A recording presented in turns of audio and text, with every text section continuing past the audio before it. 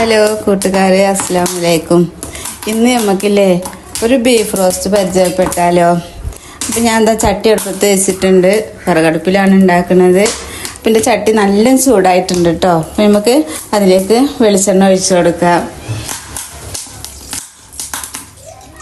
വെളിച്ചെണ്ണ ഒഴിച്ചു കൊടുത്തിട്ടുണ്ട്. അപ്പം അത് ചൂടായിട്ടുണ്ട്.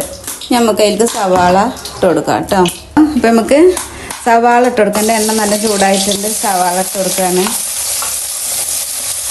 1 കിലോ ബീഫിക്കുള്ളതാണ് കേട്ടോ ഞാൻ ചെയ്യുന്നത്.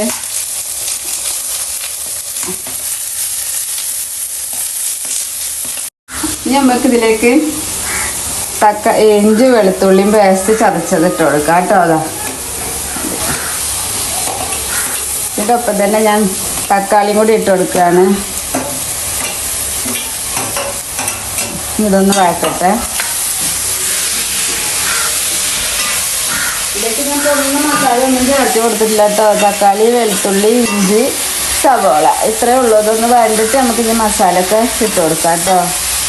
ഇനി നമുക്ക് ഇതിലേക്ക് കറിവേപ്പില ഇടണം കേട്ടോ. കറിവേപ്പിലിട്ടു. ഇനി നമ്മളൊന്ന് വഴറ്റി കൊടുക്കാം. എന്നിട്ട് നമുക്ക് ഇതിലേക്ക് മസാലകളൊക്കെ ഇട്ട് കൊടുക്കാം കേട്ടോ. ഇത് വേവിച്ച് വെച്ചിട്ടുണ്ട്. 1 കിലോ ബീഫാണ്. അപ്പോൾ ഇനി ആ മസാല ഒന്നും ഞാൻ ഇട്ടിട്ടില്ല. അപ്പോൾ നമ്മൾ ഏകദേശം ഉള്ളി, തക്കാളി, ഇഞ്ചി, വെളുത്തുള്ളി എല്ലാം നന്നായി വഴന്നിട്ടുണ്ട്. അപ്പോൾ ഇതിലേക്ക് നമുക്ക് മല്ലിപ്പൊടിയും മുളക് പൊടിയും ഞാൻ എടുത്തിട്ടുണ്ട്. ഇതിൻ്റെ അളവൊക്കെ നിങ്ങൾക്ക് അറിയുന്നതായിരിക്കും. ഞാൻ ഒരു 2 സ്പൂണ് മല്ലിപ്പൊടി, ഒരു ടീസ്പൂണ് പിന്നെ മുളക് പൊടി ഇട്ടിട്ടുണ്ട്. മഞ്ഞൾപ്പൊടി ഇപ്പം ഞാൻ ഇട്ടിട്ടില്ല. ഇത് ബീഫിൽ ഞാൻ വേവിച്ച് വെച്ചതാണ്. ഇതിലേക്ക് നമുക്കിനി കുറച്ച് ഗരം മസാല കൂടി ഇട്ട് കൊടുക്കാം. ചെറിയ ടീസ്പൂണ് ഗരം മസാല കേട്ടോ. ഇത്തിരി കൂടി ഇട്ട് കൊടുക്കുന്നുണ്ട്. ഇനി നമുക്ക് ഇതിലേക്ക് ബീഫ് മസാല ഇഷ്ടമുണ്ടെങ്കിൽ ഇടാൻ. ചിലവരിടും, ചിലവരിടില്ല. ഞാൻ അതാ ഒരു 3 സ്പൂൺ ഇട്ട് കൊടുക്കുന്നുണ്ട് കേട്ടോ. ഇതാ ഇത് നന്നായി ഒന്ന് മസാലയുടെ കുത്തുമണൊക്കെ ഒന്ന് പോട്ടെ. എന്നിട്ട് നമുക്ക് ഇതിലേക്ക് ബീഫ് ഇടാം. ഇതിൻ്റെ ഉള്ളി മസാലയൊക്കെ നന്നായി വഴന്നിട്ടുണ്ട്. അപ്പോൾ ഇതിലേക്ക് ഈ ബീഫ് വേവിച്ച് വെച്ചത് ഇതാ ഞാൻ അതിലേക്ക് ഇടാം കേട്ടോ. ഇത്തിരി വെള്ളം കൂടി ഉണ്ട്.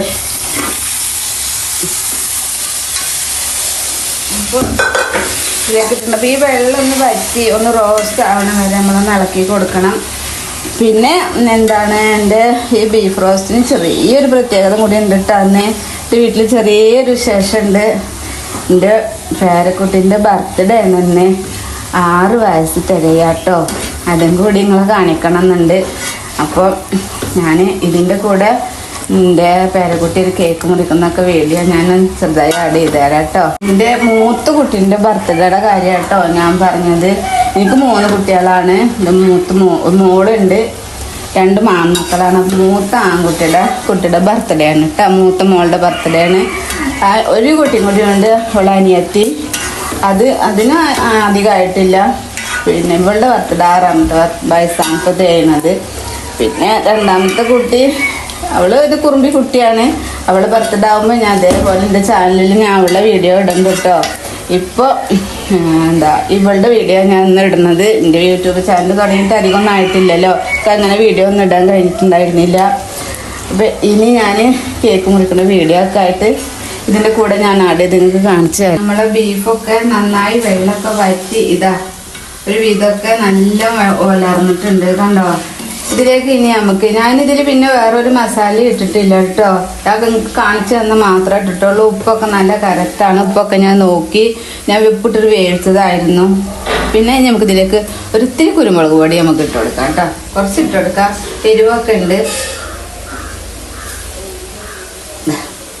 ഇനി നമുക്ക് ഒന്ന് ഇളക്കി കൊടുക്കാം.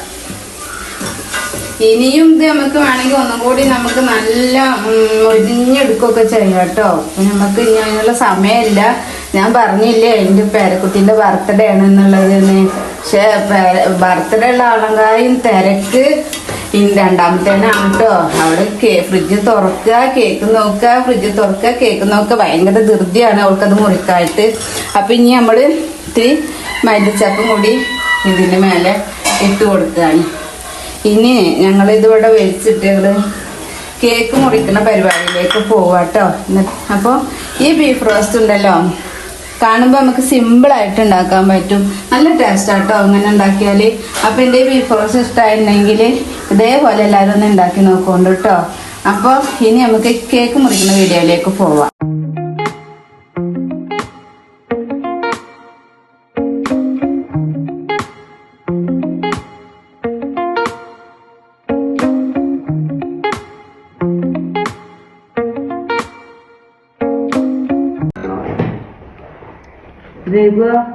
എങ്ങനെയുണ്ട് ബീഫ് റോസ്റ്റ്?